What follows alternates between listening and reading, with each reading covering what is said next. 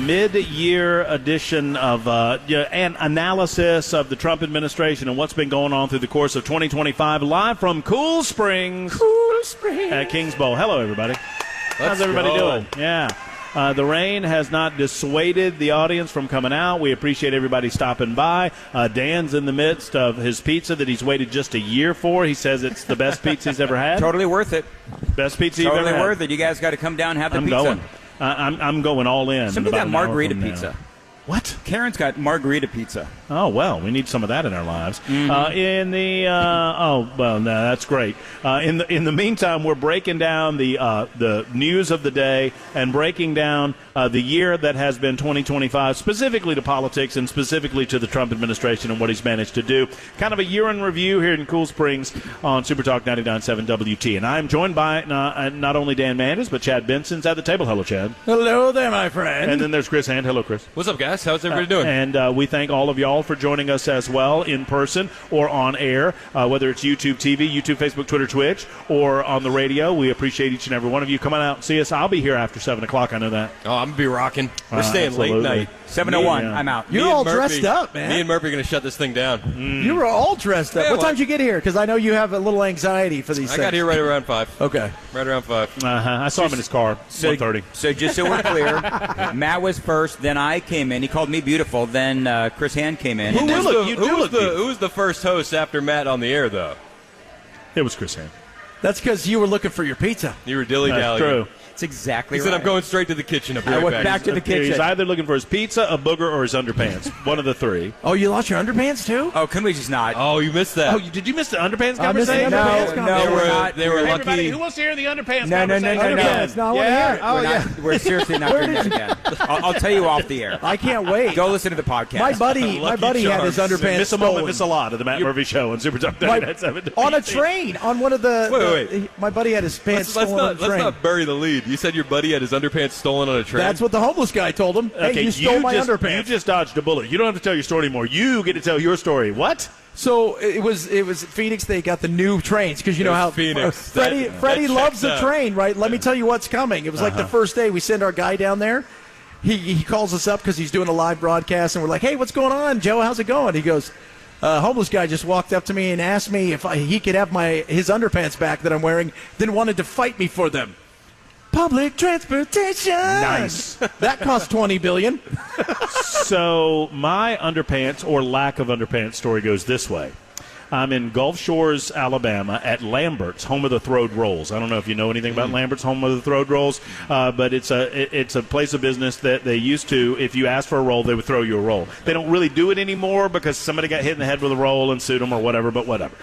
So I realized nobody wants to have fun I anymore. realized on the beach trip that I had not packed enough underwear.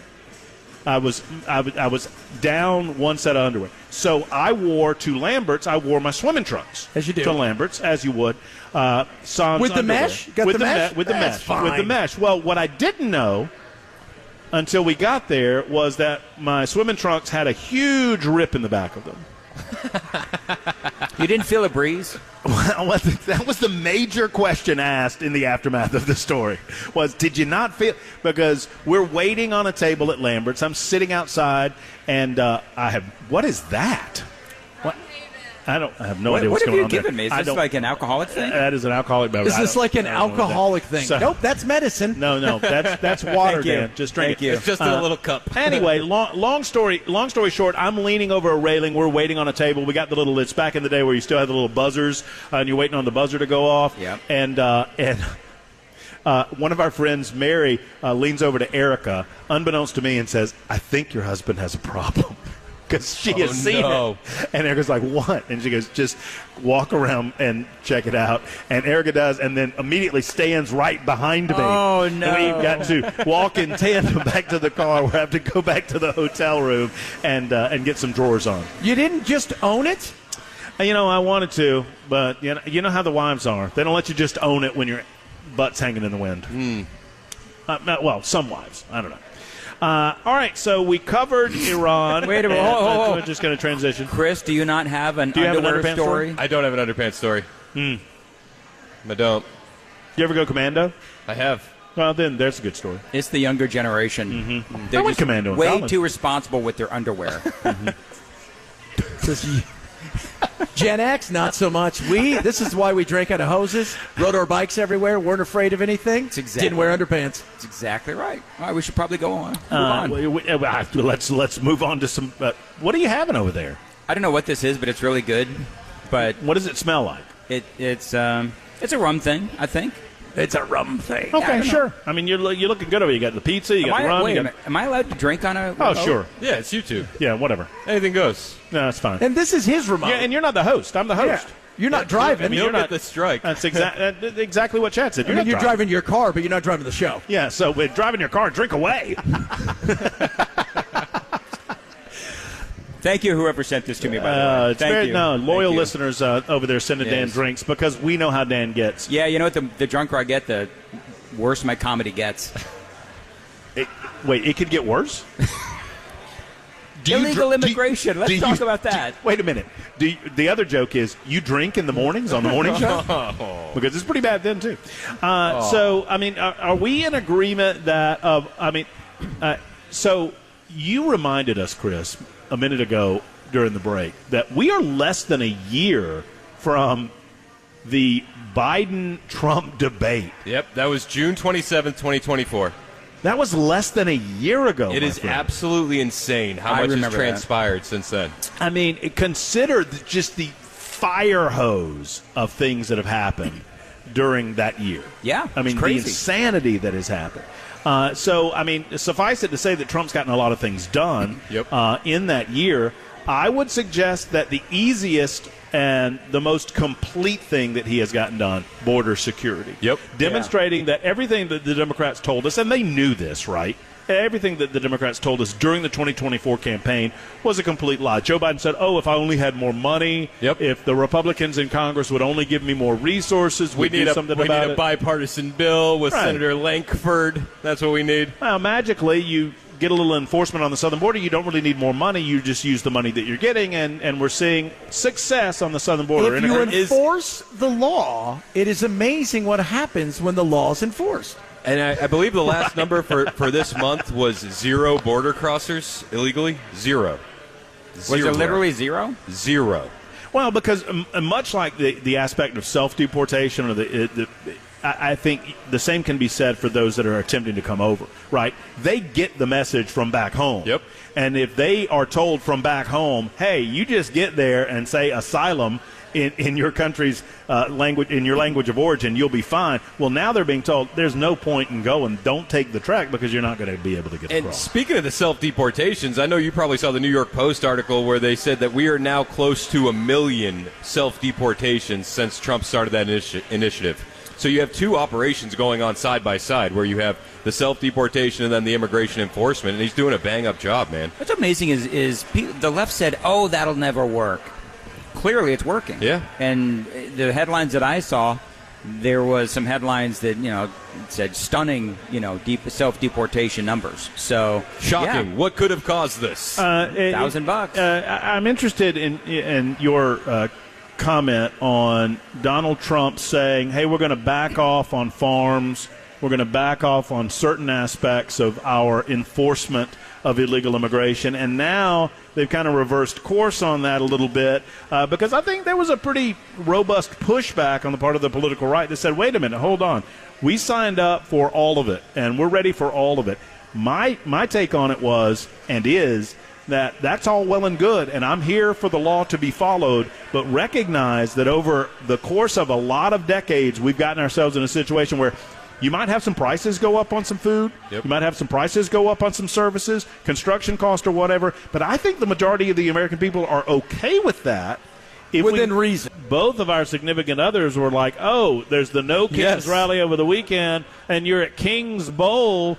How about that? You guys playing that? No, it was not playing. Happy little It accident. was just a happy accident. It was a God Absolutely thing. right. It's a God thing. It's a God thing. That's what it is. By the way, the thing that I love about these events is we get to meet people who we interact with on the super text line or on Twitter, for example, or X. I just met our buddy Tammy over there, who likes to say nice things and sometimes not so nice things. That's Tammy. That's Tammy? On X. Tammy. We love Tammy. She's Tammy's awesome. a rock star on X. It's exactly right. If you're not following Tammy on X, you're doing it wrong. That's That's what I would say. That's what I would say. Yep. So, and no, it's wonderful to see everybody. That entire table is a group of the YouTube chat folks, which are insane. And Chris Hand Chris Hand exacerbates that insanity. Oh, and we love it. I don't know that I'm here for it. I love the YouTube chat. It's unhinged, and it's my favorite part. Yeah, you will be talking about something, and we think that we've got hot takes and great information, and they're talking about whatever it is, and they just have their own culture over there, and it's cool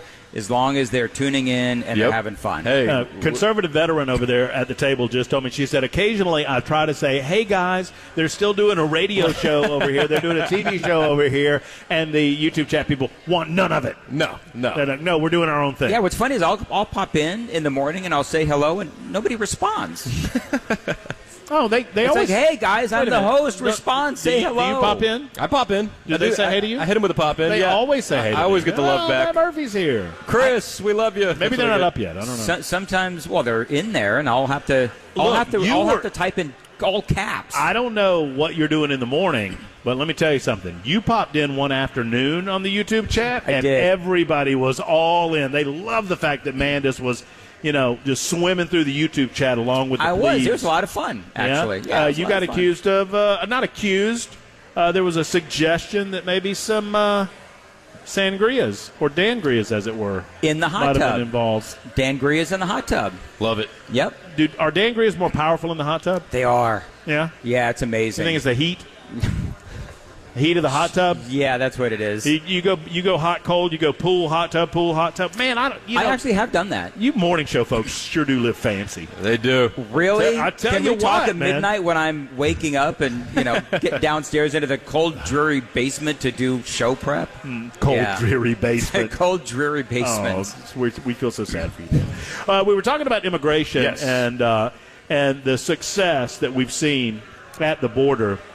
And we've seen continued success with the Trump administration over the deportations. Self-deportations, you mentioned, Chris, over 1 million self-deportations. And, what I love, and I will admit to you, that 10 years ago, before Donald Trump, as he was coming down the escalator, when you would talk about the immigration issue, we would say, we need to stop the flood. We need to stop the people from coming across the southern border. There's no way we're going to deport everybody that's already here.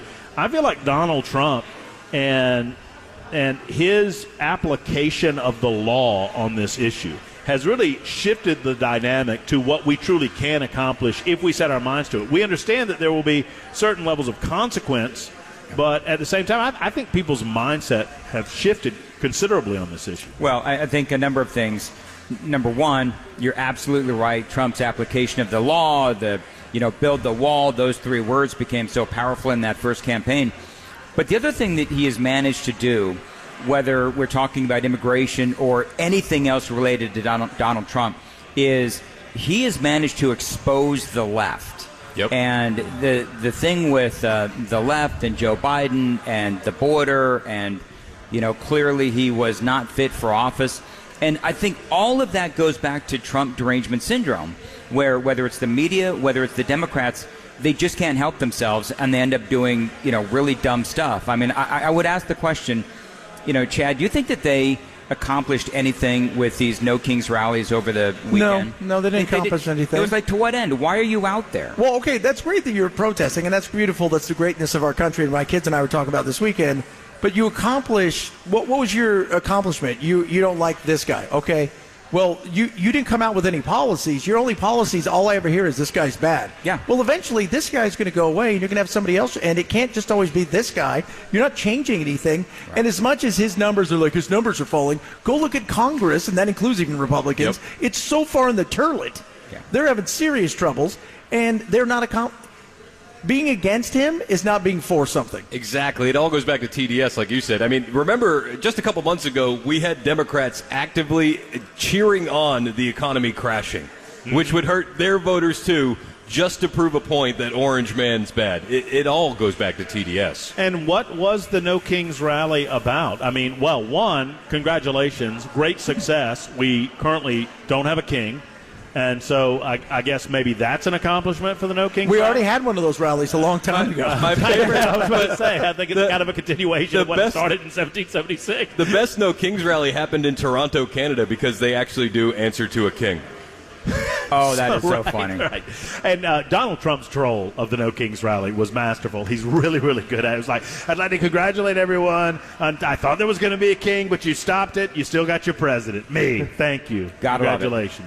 Absolutely got to love it. It's just, you've got to be for something. And there is no something. They have nothing of substance. They have no leadership. They have nothing of substance. And I sit there and I watch them continue to. I mean, they spent $20 million trying to figure out how to talk to guys. I was on vacation when that story came down.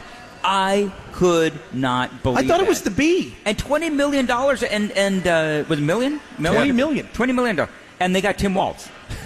So they need their money back. Have you seen the graphs and the stuff that they're doing? There are people they're trying to reach out to, like other podcasters and all this kind of stuff.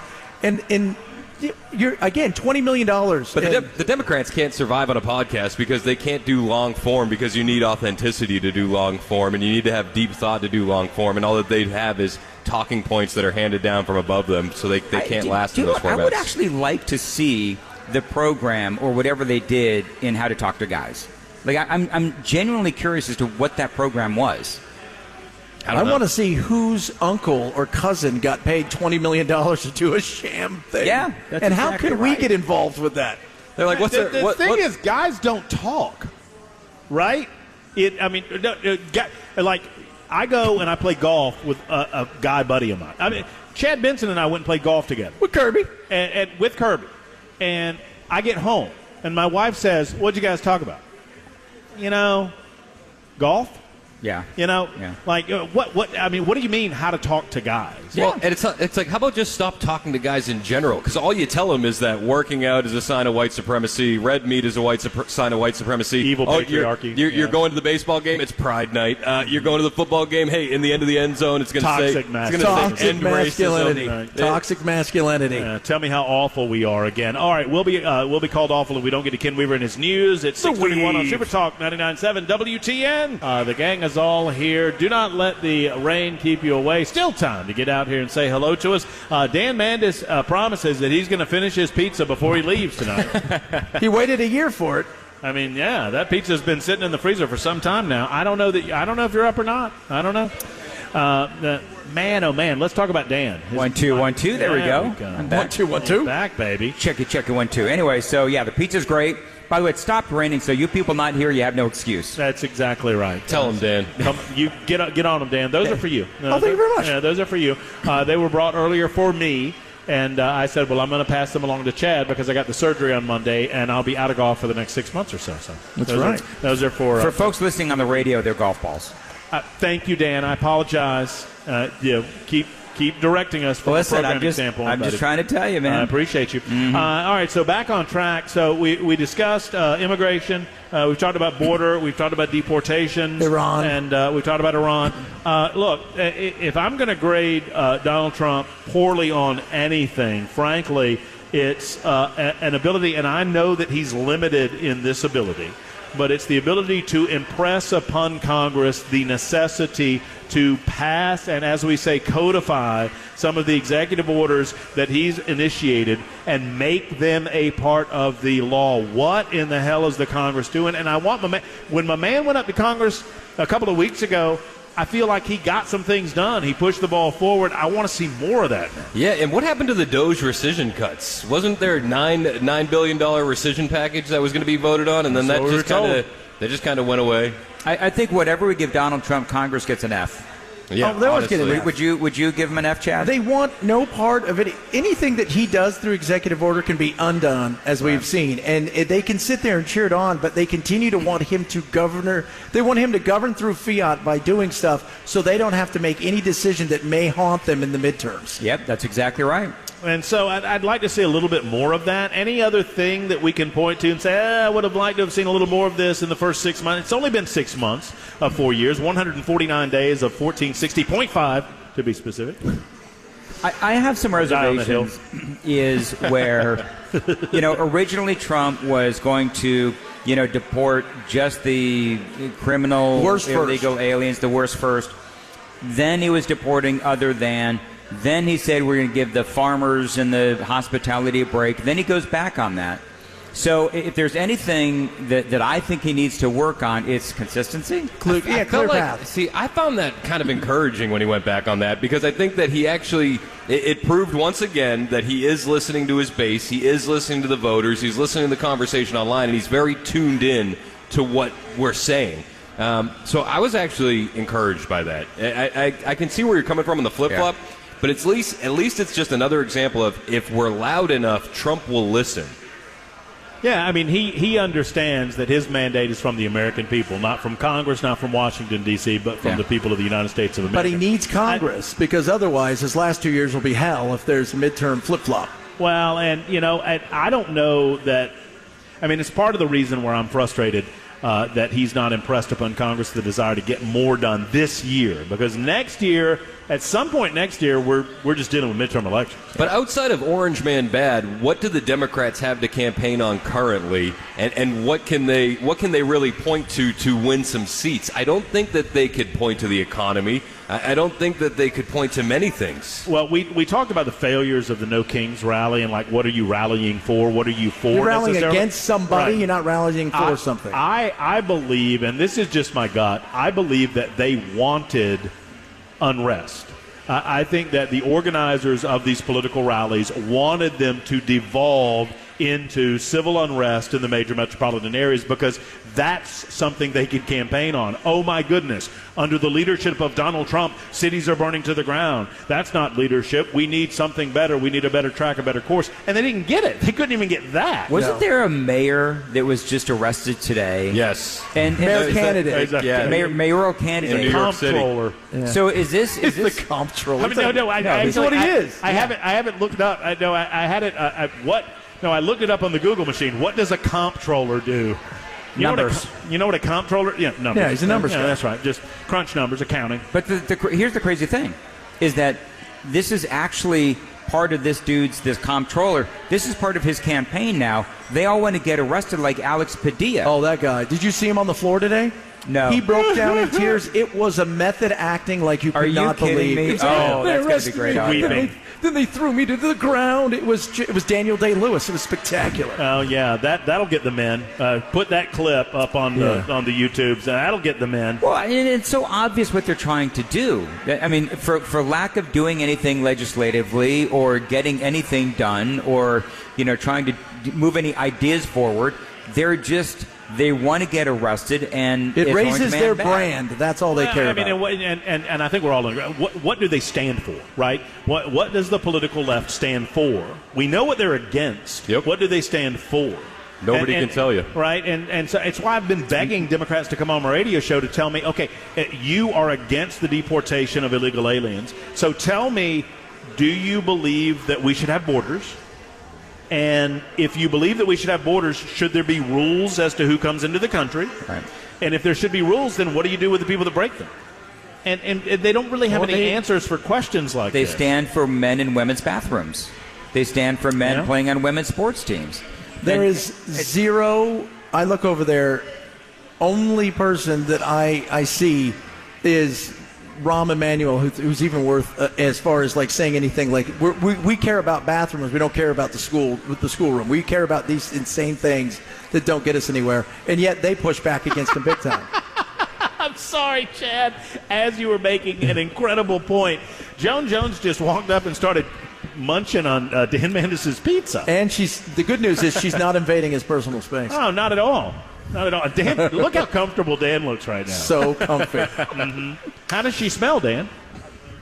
Hey, good? Dan says you smell great. I didn't want you to get out of here without telling you how wonderful it was to see you. Oh, thank you. You're so awesome. It's nice to be out here tonight. Yeah? We have some of the nicest people that turn out. Mm-hmm. Really, really, really I've watched you. You worked the room. I did. Joan owes me a piece of pepperoni. Is my mic up? Joan owes me a piece of pepperoni. She'll get it to you in a year. That's the most. She came in. She sat most right down. serious that Dan has sounded. She starts picking at my pizza. If you didn't want me to take your pizza, you wouldn't have had me sit right in front of it. Yeah, good point. Right? Good point. Joan's very logical. Joan owes me a piece of pepperoni. Where's my pepperoni? Listen, my Joan? pepperoni is sacred, okay? That's it's a little personal. Moving right along. I know it's kind of late, but We go this way? There you go. Yeah, So clip we that. got to get you on. Apparently, Keep going. Sit on his lap. Sit on his lap. Sit on his lap. Going over If I right in hug, the corner. I'm just going to hug him. Joan, Listen. any thoughts about the first half of 2025 from a political perspective from you? First of all, from the news perspective, I have never, I've been working news a long time. I have never been in a period where you almost can't handle all the information coming at you. It's the fire hose effect. Just amazing. It's overwhelming sometimes. And in this climate, this news climate, it's hard to find the sources that are telling you the truth for us to relate to people. So, and that's all the effect of Donald Trump on the news media. 100%. Because he upended the news media like I've never seen before. Hey, Joan, who do you think is the biggest loser, Democrats or the news media over the last 10 years? It's a good question. Honestly, I'd say the news media, because the Democrats are still there. They may be floundering, but they're still there. But the news media is fragmented to the point where it's like you can get your news anywhere. And this was a podcast, new media election that really helped Trump out. And the news media didn't. They've lost all credibility, and they don't know what to do now. No. Where do you You're guys? right. Where, You're right. where do you guys get your breaking news? So I know Ken does the same thing. I have set up on my phone the news notifications. So if something breaks on Fox News, I'll get a notification. So everybody sends their notifications all at once. So that's when we know that something is broken. Just like when just a little while ago, Kristi Noem was taken to the hospital. And turns out she had an allergic reaction to something. Wasn't it Alex Padilla? Was that it? He causes quite a reaction, doesn't he? So that's generally where you get it. Where do you guys get it? I'm on Twitter. I'm on Twitter all day. Me. That's the main goal. I'm on the X machine. Yeah.